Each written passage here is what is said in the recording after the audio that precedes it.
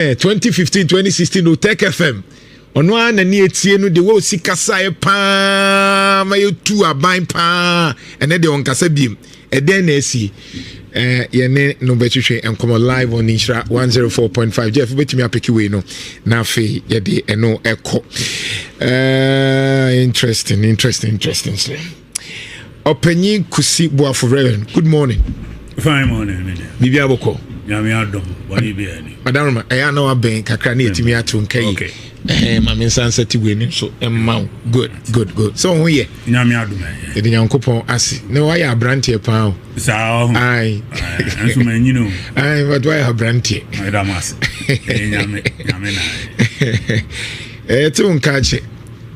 Ze wo suku ni mu anaze say wo ye den. Oh, metimi aka say my retire voluntary retirement from academia. From academia. So now Messiah project coordinator for World Bank for reforms in Ghana here, also for 7 years. Oh, and also chief executive officer public sector reforms of Ghana, office of the president, also for 7 years. Oh, nice. Intermediate. Is it what you are home? Say, on say, ye home, American, ye, who are not your home. Once you are alive, what you say, Uncle dear, Umma, my, Wabusia, and no one door for our home. It is a futu, in where they will be a Odema. Yes, Nana, Nancy dear, me pay opportunity, sir. Me person me study near me be na me te near me be a sepa. Who study nyoma? Me study near me be na me te ase. Nyoma beza. And near me be to say Ghana for you soon near bind to say. After na be study.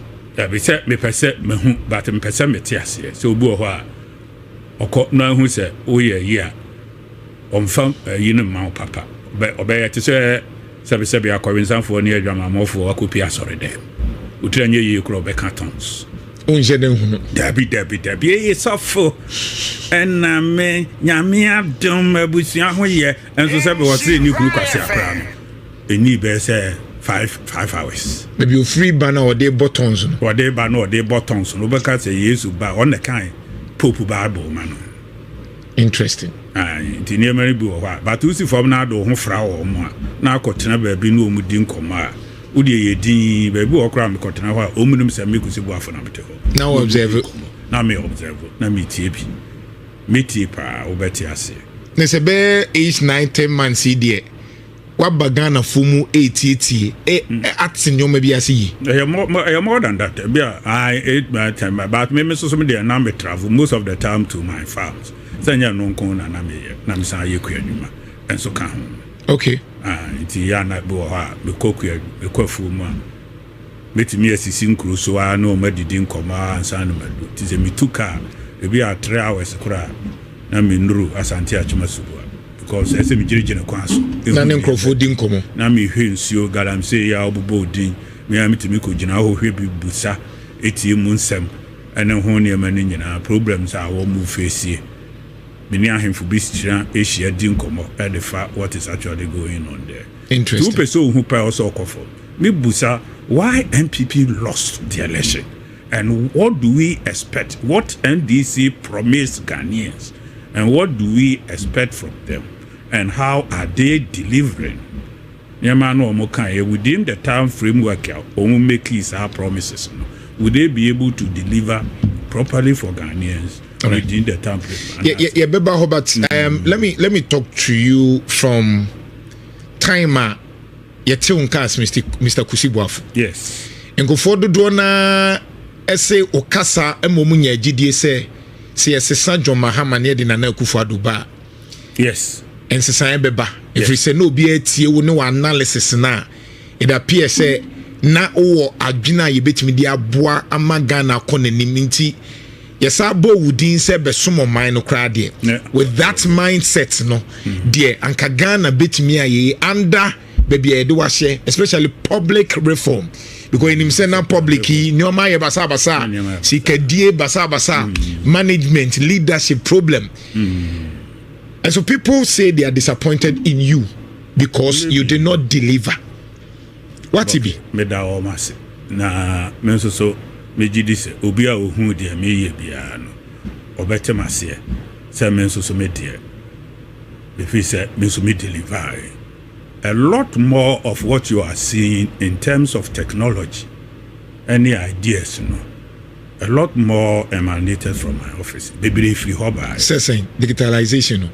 Yes, by 2018, you publish the direction that Ghana should go.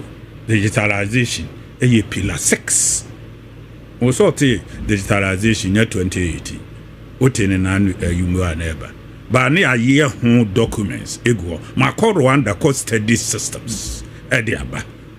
So we say DVR, a lot of things they change you. Most of the things in terms of equipment, omu use no omu printing, the omu debe capture data, the omu debe we mi am no omu tutu kwan call several countries. So omu nchire media omu pe, and we procured for them. Value for money procurement. Ya omu who say yes. Proposals call World Bank. Me ana me chiro say me ana me you. Proposal be ma ya nya assess so the opes Canada ye. Enti ese wo chiro we na mpese me ye. Me hia sika sei. Kwan sei ne be fa so. Time a mudi be huni. Enti obi a wako DVR obo hu saka bi wo ho no kura na me to ka ma wo mo bi wo no ma ne mo beko public sector reforms ene ade netetare ho. So minivan you be Toyota. Ubetimi ahu bi wo ho no. I said digitalization there. The nima mama say from MPP was Dr. Baumian de buy. Yeah, definitely yes. Dr. Babu Baumia. Yeah, there koko so. But say obai 2018 there now onye na adwen kra say obaba. No, why na adwen? Ono no be say the bigger picture of the issue. Now where you so to say obi akoto asase ama wo. No was me be dua banche. Go now, you know, to be the abanche. If you office and answer, so definitely, Mumu share no kind of Mumu a project here. Overall government vision, and only a so they appointment you. Come me kuzibu afonke appointment. Yes. Okay. What you say? Overall educational direction. Intina doctor adutum and so buy. Okay. What you say? Because president, you know. And an advice, you know, ehu adia bi ewo wo mumu a ye behia wo mo se omumra emeboa me man application anko na do dan kwakufa do omne frɛ se omne frɛ me yes sanam de me kira de me lecturer wa ha ana wo kasa na me ko tech na me ko kasa timi ko e no si dwuma de ewi ya de ahya wonsa na indeed ye aha ne be pesi kafiri we study several countries, so many countries. Yo ma ye be a successful. Me ko Rwanda ko sua. They me ko Rwanda ko hu ye nyina including drones. Eno na mu hu no Ghana ha no. I see. Etu be ko Rwanda obete se ya ko bo me breu tape bi. Oho de me ko ho ache. Na ubehu said the message share no. DVL yi o ma suspending no ni ade nyina yi no. Ya said na me ba no aboso so ma suspend. What you say? Ya was system Ghana no. Enipa na ye adwuma no momu no e contribute to ye frɛ ma ban adwuma ye for no. What you say? A football team. This is what I told the president. A football team anka megu no aye rebuilding to say the Karim Zito ya Sante Kotoko. Menti ase. Obegu dien. Megu public sector no. Public sector say bia police ni ho na say public sector be na. Public sector ni nyina na eba no. Wo kura academic qualifications. Professional qualification. But the mindset of a public sector worker dear friend self-conceited or they be serve no one farm a boy nipa no te ho enti there sika be pa ye what you say and now we be call office no be contem tis obey late so what me dey na say and the onim say brown envelope be su and dan no be attend to something obi file it me yira utu sika na ehu ama public sector mo ne hwan mo e bi ye public sector workers. What you say? I want the government as a whole, including the government itself. Abino. Parliament is part of the public sector. Okay. What you say? All service agencies, Ghana police, service, education service, health service, all of them fall under public sector. I just say commercially set up government enterprises set up for commercial purposes. Yeah, I know the onion no pemper so yeah, a friend where SOEs. State-owned enterprises are where bank any abrehon any IMF. So what you say? Yeah. No dear. Na enka but one more you bet you almost free controller dear Kabeguno. Woman nyina for nya se meka se enka megu aye rebuilding because megunu a nya se megunu obi nya dwuma wom. What you say? Nka wo bende. Na che se ebi enye fit for the purpose. Ebi say na wo okọ ho no ko hu ye. Ebi a me hu ye ni se nipa bi wo ho a adwuma mu wo no. Ebi kura wa rensa eyare. Me education service, police service. Ehu say obi a rensa ma ne nasi nyina atatai. Oso ye teacher ni. Oh yeah. Obi wo ko yi ni be ma no. Wo ba no kura zip no antimi antum. Na da so be ase odi be wuru akra so. Enkwara na chense se gina ho no ko mte. Wom do sa che ho under. In she raya fan. Ewa hafu area me bokro ni dina e be ha adwen. So yare no chira de. Ware nsana se na adwen. They say bi no call rehab. I see. Ebi no age no. Ya mo tete so amre no tikura na national identification ba ne ani abre dendenden. O mo tete so ama. Utimu say yes, problem ewu. So ene binum so carry terminal diseases. Okay. Ebi ade ne beko. Ntina na mo ka DNA no ma ya na mo boboso no. Na ye ya akonya de friend no family tree. Sa na ye ba be use Ghana ntina na akọ hospital. Ye introduce we ya advice no boso edin bebrebe no. Ya akọ awfale kura yitim peke no ho. Enti so yare wo bi atamale kura ya urukwa kra information no ho. Eti enim obi a family tree. Wo ba ebe hye wase etu ntimi nkwa wo nchen ama yesi yenim akora no ya ye DNA no e de ahye udinase ntimi nua so san akofo ba bi wo ba bi na sebe wo san ne wo a akora ne din be hye he ebe ba be hye wo de na se ti na wo register ebusa several questions na da wo yiri be mia ni se fe na din na ebe ba no woni na wo miensa na mienu abeka ho na obusa se efire he. Hey, will you be able to answer? Nani na ka reforms no ho. Nani na ka ho mi nuane. Mu di DNA ba reforms ni mu. Na DNA ma. Ebeda no atrisi family tree no. Amu hu say yare ewe na ewom.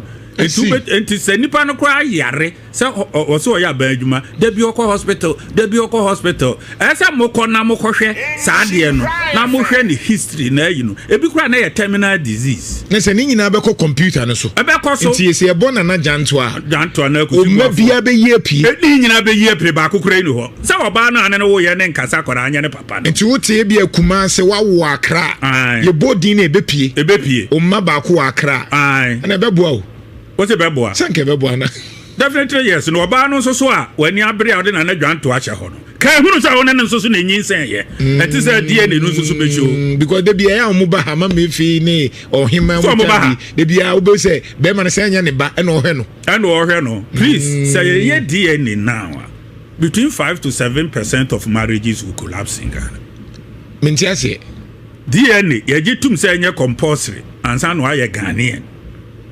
Ni nyina ya ji obi anya ne ma odi ase aware begu aware be 5 to 7% ebegu ebetumegu nkofo hwe nkofo ma especially first borns ane wo mo magia wo mo tututu akwan no yesu ya na ya yi no a ane bibi obi omunyinsa na odi ahyew o yesi na odi ahyew na se bia boga ko be 5 years na bia wa baba ko no wasan akọ no ababa na te afa so nti wo mfanya hwe say footballers bi grow mo kire wo mo na nsem mu hu yi ni azate aze e dey na kofa buy enti eno ye part of the but ye implement ye also eno no dey enti na me ka say eno no be here very strong public orientations. So it has to be compulsory. Yes, it has to be compulsory. But that's a good thing anyway. That is a good thing. And so under your sector, now per se, what's here?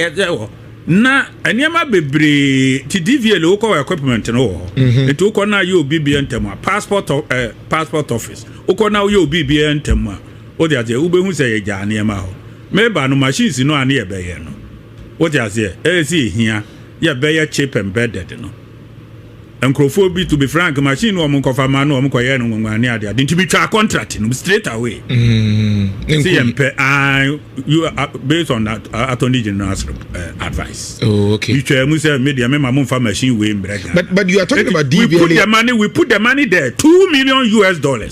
Yes, and the call back e come World Bank e dis ka no koto what you say Central Bank of Ghana. So ma yenya so mfa so 2 million no yen twen the next government ya obeba no utilizing money no ndi amumu so okujeto na na okohu ye nani age nani ade ade yes uje sika wo ho e ma ban I left a lot of money so mumfanye sa yan fen to ho awaiting me say ye ma contract no ye koto aba it could be 50-50.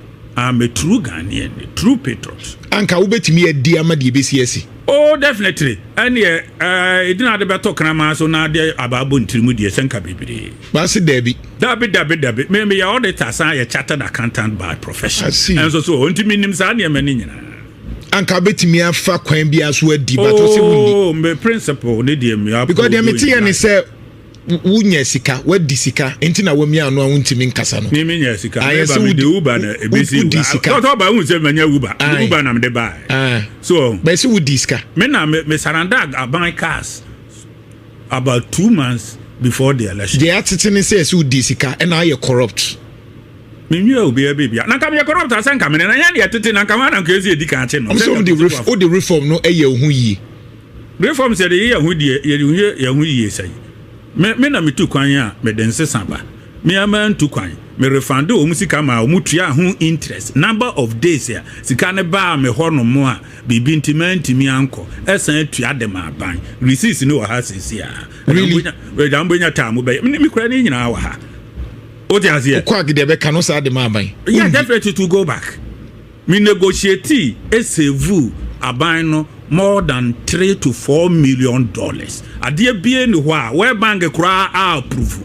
Me ne wo mo trase ekope experts ba trase for renegotiations. Really? Esa no wo mo trase etete so adwuma koro no a etete so. Na dentro wanka because what trase ya de yetia ne we wieska reforms no di nyeska Mr. Kuzubu afontimi nkasa na no afonti. Na bi ohwe me ye adwuma koko me obi ehweso ni emfa koko bags ya onya ye entene dwabase eni nsadwase enwananum afuo ni wono so you give to your bosses me nye obi a me wo penny a me respect penny I don't take anything out from my leader me nye nipa me showcase me hosa neso overhand obema ho sen public reform on public sector reform in terms of funding what actually created the problems are bibi e call eye COVID no a ebetwetwa mu a na wo say restructure budget and a whole lot of things to save Ghana. It reforms no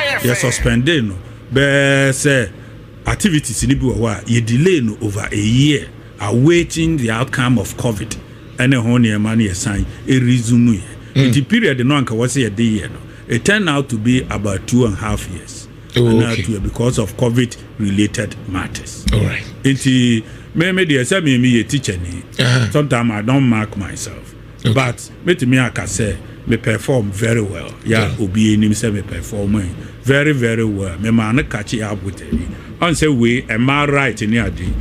On say contractor me ma price water out no. So no ye gender action plan. Yeah, the be empower emma. Ni nyina me ye. The next thing ananka me koso no yina me kwan any professional indemnity insurance for roads in Ghana, especially major roads. Seka Kumasi to Accra, Kumasi to Tamale, NABS Sunyane, Kumasi to Obuasi, Cape Coast to Cape Coast, then maybe Accra to Takoradi, Cape Coast, maybe Accra to Ho, then maybe Accra to Koforiduano.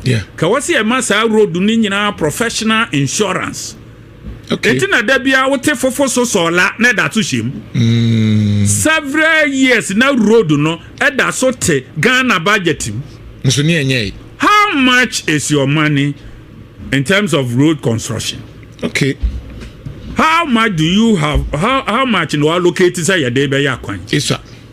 Amount to nusa, and so your best road do not go na won't here. Near the above young crofo trimo kesene ye be yimi kwan enti pressure ba ye dey aso no wo so dey agya no ho na hwete sam ne nsu asan beto asɛ no ne asan award biem ti kwan ba akonkon ya award no be 4 times for the past 15 years because sikani ho no mo sikani ho de obetimi aye no aka kire company na ebe ye ne sɛ kwaje professional insurance to back the road construction. So road ya will be between 20 to 30 years. Okay. And who repairs your baby insurance company no and ya baby and your government BM. So what made the say? Wow, that's great. Enti ayasa and Kakra road kia ya 30 years ya twem. And be now Dr. Kwame Nkrumah ye tema motorway no. It nanka ayasa be priority a year. A certain example so my Then say port will be into company na be insurance company no who were to a contract and the premium na no and na e be saa de no what you say insurance a contractor be ni insurance so be say why you road ni what should have gone to contractor no and I say contractor no ebeje e de atu insurance no usually become contract pardon entwa mumu kwa na nkrofo achedi. This is the problem we are going through. In Kenya, aban asem yesi e kwan na se aban me. Enka major roads there. Enka o ya de asem krofonsa. What you say? Makohwe kwan ni bi ko Trinidad and Tobago ebi wo ho. UK kromu wo bi. Enka police patrol kwan no device wo ho. And insurance company no nya ban po na ato. Insurance company no so partner police.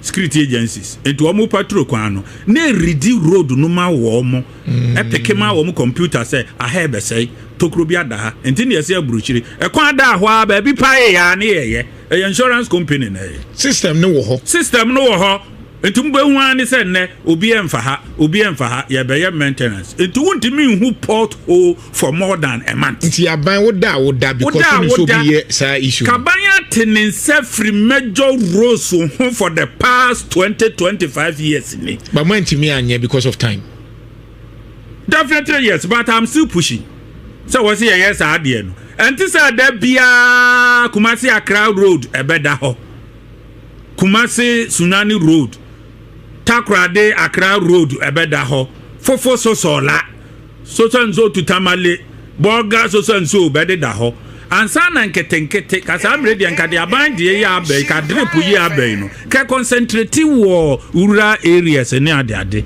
ene yi so kasa amre kura no nkemfuom kwan ne tractor kwan ene de ade ba bia di food staff say ba na ka report ya ho adwuma eni kuro nketenkete nko benya sika kakra no nko betimi de aye what save da. I agree with you. This is a perfect. I mean, engineer, but I'm engineering with him. I think it's a very perfect. I think America had study professional indemnity insurance for road construction. But I think says I do in a bureaucracy no limit too because a buying system yeah and innocent and capital reform me because no reforms so na make us abang no kure kan hu abang no kure here major reforms also go imagine parliament requires major reforms so the minister and workers say what e na abo mi din workers say parliament requires a very huge reform what you say because bi kura de ye de na kotena ho no woman na yi bia onye authority anase woni in-depth knowledge on any discipline bia obetimi ama professional advice right and now we professional akura politics nti obeduru ho no na fe wa be political animal na professionally obetimi akasa kire finance ni na no mete say yenu bi ka say oh that research na amfa hwe amre yen any ade ni we na mte hwe a 2% doctor you are a professional speak like a professional me ku sibu afu ntimi nkasa amfa hwe amre yen me ntimi nka 100% NDC anye hu there are things they did well even what they are currently there are things they are doing well or might show intentions to do better and that's what year but there are things so this is how you speak from a professional angle and not politics. That be politics here betoy. Because problem now you tell hono esu. All right. Ghana problems is pa ABN no enye enough for me. Yeah. Oh yeah, but subsequently no subsequently. I have already done you already done come very. Say near part 1. Because you feel and near part 1. Idea no go well with you. I part 1 beba, part 2 beba, part 3 beba. Part 4 maybe yeah the never kakra so the MPP lose here. MPP lost elections 1 na party no internal wrangling party mu went no high 2 a lot of indiscipline control of the entire party structure na as a party structure no the control. The government must fear the party structure. Saying. As a buy now was no free party in mobile, no. I was say as a buy no. Ultimate say, hey, what you say? Party no, it me catch your say, hey, a hanye, jai, a higher court. What you say? It's a buy no party no a actually. And 2 better more. Now we appointments in we are independent be or be a crack of frequent winning the free. Maybe I will be in the warfare, maybe will be in the back, will be in Nianum, maybe a win or the number. What is here? And quite cry a fast of fed nipper and man the politics in money by your politics.